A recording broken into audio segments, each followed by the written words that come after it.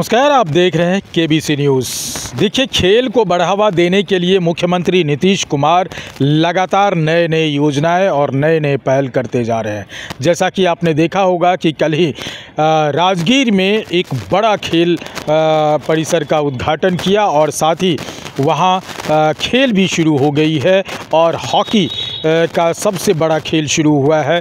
कल मेजर ध्यानचंद को राष्ट्रीय खेल दिवस पर उन्हें समर्पित करते हुए वहाँ नीतीश कुमार ने हॉकी इंटरनेशनल हॉकी जो है उस खेल का शुभारंभ किया।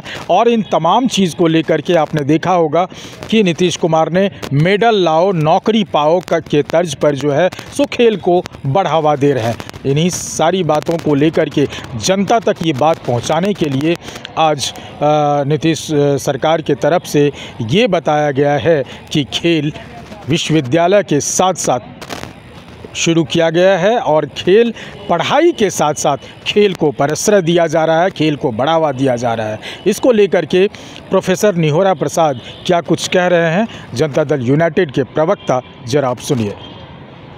कल 29 अगस्त को अंतर्राष्ट्रीय दिवस था, अंतर्राष्ट्रीय खेल दिवस था और इस अवसर पर बिहार ने दुनिया में नाम कमाया। चूँकि हॉकी के खेल में पहले ही पारी में भारत जीता, तो यह बधाई के पात्र हैं लोग। देखिए, रोम के बहुत बड़े दार्शनिक प्लेटो थे। उस समय रोम में ऐसे एनार्की फैला था जिस प्रकार 90 से 2020 में फैला था। कानून को लोग नहीं मानते थे, कानून को अपने हाथ में रखा करते थे। तो जो एनार्की 90 से 2005 तक था, उसी प्रकार एथेंस में भी एनार्की था। तो प्लेटो बहुत बड़ा दार्शनिक था। उन्होंने अपने दर्शन में बताया कि खेल और शिक्षा दोनों को समान रूप से चलाएंगे तो एनार्की है वह एनार्की समाप्त होगा और लोग अनुशासित होंगे। आदरणीय नीतीश कुमार ने वही काम किया। पहले शिक्षा को दुरुस्त किया, बिहार को शिक्षा हब बनाया।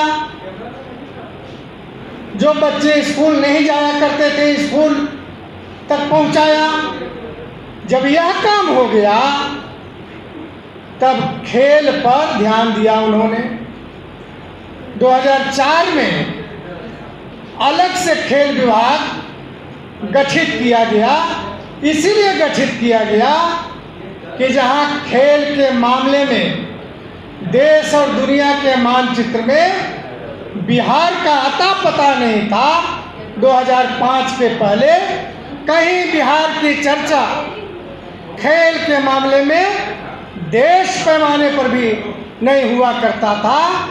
आज नीतीश कुमार उसको बिहार में स्थापित करके बिहार का नाम देशी नहीं अंतर्राष्ट्रीय स्तर पर बिहार का नाम लाने का काम किया। आपने देखा होगा या जानते होंगे कि किस प्रकार पहले बिहार के लोग खेला करते थे तो एक आध मेडल मिलता था। आज क्या स्थिति है? बिहार में जब खेल हुए, बिहार के लोग खेले, 36 मेडल लाए। 36 मेडल। इतनी गुण है और इतने ये हैं तो 36 मेडल बिहार के लोगों ने लाया, जिसमें 7 स्वर्ण पदक मिले। यह बिहार के लिए गौरव की बात है, खेल के लिए गौरव की बात है। एक नारा है, खेलेगा बिहार तभी बढ़ेगा बिहार। बिना खेल का बिहार नहीं बढ़ेगा।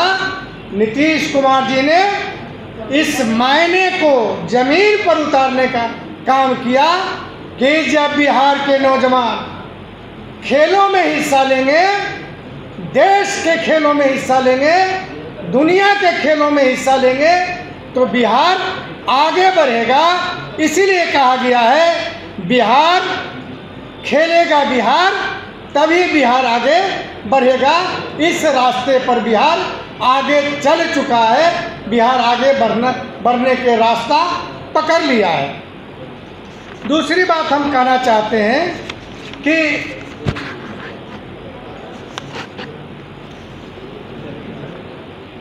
1990 और 2005 की चर्चा आवश्यक हो जाता है। इसलिए आवश्यक हो जाता है कि विश्लेषण भी आवश्यक होता है कि जो आज तरह तरह की बात करते हैं बिहार के बारे में, कहते हैं बिहार में कहाँ कुछ हुआ है, कहाँ नीतीश कुमार जी ने किया है। हालांकि बिहार के लोग जानते हैं कि सारे झूठे प्रचार, झूठी बातें हैं, असत्य बोले जा रहे हैं।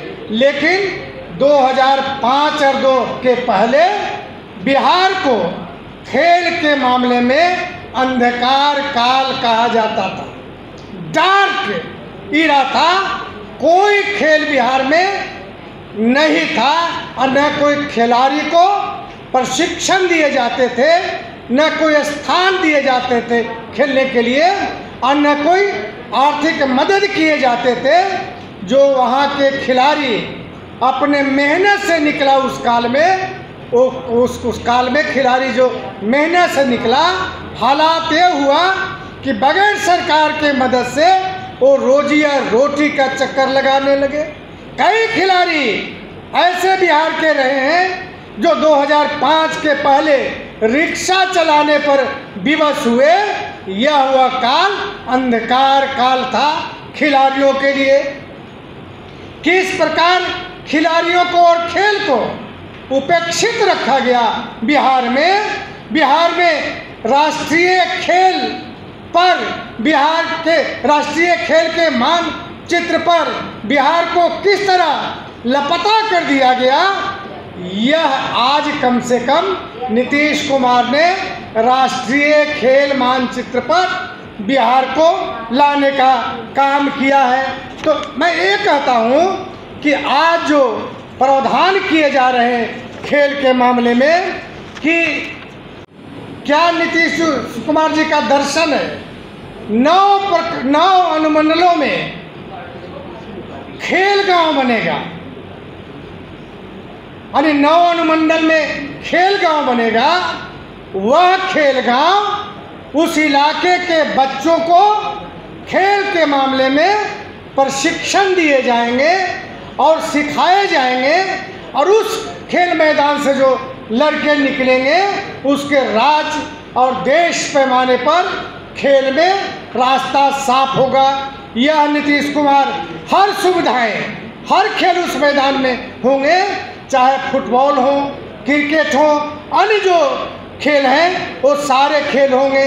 सारे सुविधाएं, रहने का भी, प्रशिक्षण का भी, सारे सुविधाएं मिलेगी सरकार के तरफ से। और इतना ही नहीं, प्रखंडों में भी स्टेडियम बिहार में बनाए गए हैं और बनाए जा रहे हैं। यह व्यवस्था सरकार ने की है। अभी तक 6659 खेल मैदान का निर्माण हो चुका है। अब 533 प्रखंड और 5671 ग्राम पंचायत में खेल का मैदान का निर्माण हो रहा है, कुछ इलाकों में चल रहे हैं। ये है नीतीश कुमार जी की सोच। जब खेल खेलेगा, कसरत करेगा, जिम्नास्टिक करेगा, वह जब शारीरिक रूप से मजबूत होगा तो निश्चित कर रहे हैं कंपटीशन में अधिकार है। इसलिए बिहार वो बिहार नहीं है, नीतीश जी का बिहार है, लालू और राबड़ी जी का विकास नहीं है। भले ही बिहार में तरह तरह की बात कहे जा रहे हों। अंत में मैं एक बात और कहना चाहता हूँ, वह काल, जिस काल की चर्चा हमने 2005 के पहले किया, पैरवी पर खेल पुरस्कार मिलते थे उस समय। उदाहरण है यानी पैरवी पर बड़े लोगों को खेल पुरस्कार मिलते थे। आप सभी जानते हैं कि 2003 में पात्रता तेजस्वी ने प्राप्त नहीं किया था खेलों में, लेकिन फिर भी खेल सम्मान से लालू यादव के पुत्र होने के नाते सम्मानित किया गया। और एक खिलाड़ी अराफात जो क्वालिफाई किया था उसको पीछे करके तेजस्वी यादव को दिया गया था। यह खेल का रिवाज राजद काल में, लालू राबड़ी के काल में है।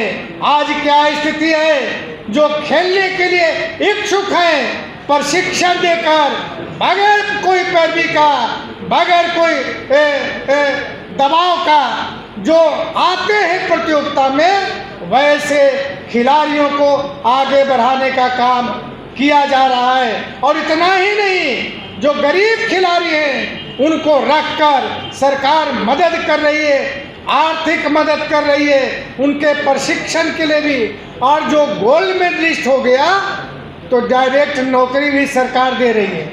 ये किसी सरकार में, राज्य में नहीं था कि जो कोई पुरस्कार प्राप्त करके, मेडल प्राप्त करके आ रहा है तो मेडल घर में खाली लटका के छोड़ दिया। नहीं, जो मेडल गोल्ड मेडलिस्ट है सरकार डायरेक्ट उसको नौकरी, सरकारी नौकरी दे रही है, डीएसपी के नौकरी दे रही है। जिस योग्यता के रखता हो उस योग्यता के आधार पर नौकरी दे रहा है, सरकार दे रही है। मैं इसीलिए कह रहा हूँ और प्रेस कॉन्फ्रेंस करने का मकसद यही था कि किस प्रकार खेलों के मामले में यह जो क्षेत्र सरकार से छूटा था, इस मामले में भी, खेलों के मामले में भी सरकार किस प्रकार बिहार के नाम को देश पैमाने पर रोशन कर रही है, नौजवानों को प्रोत्साहित कर रहा है। जो भागीदार बनना चाहते हैं, जो इंटरेस्टेड रहते हैं, उनको कैसे खेल के मामले में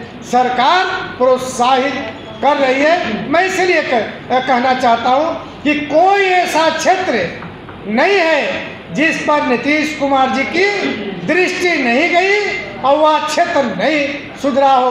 विश्वविद्यालय की चर्चा इन्होंने किया, राजगीर में स्टेडियम की चर्चा किया, यहाँ पाटलिपुत्रा में स्टेडियम की चर्चा किया इन्होंने, मोइनुल हक स्टेडियम बन रहे उसकी चर्चा किया इन्होंने। कई ऐसे, अभी देखा मैं पुनपुन के बगल में 100 एकड़ में स्टेडियम खुलने वाला है। सरकार तत्पर है, जमीन भी चिन्हित कर रही है कि कहाँ कहाँ कैसे जमीन मिले कि स्टेडियम बने और लड़कों को प्रशिक्षित दे। जब लड़के खेल में शामिल हो जाएंगे तो जो 2005 के पहले नौजवानों में निराशा थी, वह निराशा नहीं रहेगा, खेल में ध्यान देगा, पढ़ाई में ध्यान देगा। जब वक्त ही नहीं मिलेगा तो एनआरकी में कहाँ से ध्यान देगा। मैं इसलिए बिहार के लोगों को, आप लोगों को बताना चाह रहे थे इसके माध्यम से कि बिहार किस प्रकार खेल के मामले में खेला और बिहार आगे बढ़ेगा। धन्यवाद। तो आपने सुना जिस तरह से उन्होंने बताया कि नीतीश सरकार लगातार खिलाड़ियों को मदद करने के लिए आगे बढ़ते रहे हैं और खेल को बढ़ावा देने के लिए मेडल लाओ नौकरी पाओ की जो नीति है सरकार की, वो दुरुस्त की जा रही है। उन्होंने विपक्ष पर भी हमला करते हुए कहा कि 2005 से पहले जो पहले की सरकार थी, वो सरकारों ने खेल को बिल्कुल ही ख़त्म ही कर दिया था बिहार से। इन तमाम चीज़ों को लेकर के अब विपक्ष भी घेरे में आ रहे हैं और विपक्ष पर लगातार तानाकशी खेल को लेकर के, जहां तक कि तेजस्वी यादव के बारे में भी सवाल खड़े किए। Amlesh Anand, KBC news, Patna. Jockey exclusive brand store अब आपके शहर कटिहार में भी। Undergarments, shorts, T shirt and trouser, शानदार माइक्रोफाइबर से बने गारमेंट्स जिसे पहनकर आप महसूस करेंगे आराम भी और आनंद भी। मेल, फीमेल और बच्चों के लिए डुप्लीकेट से बचने का एकमात्र रास्ता, jockey exclusive brand store, MG road, Katihar.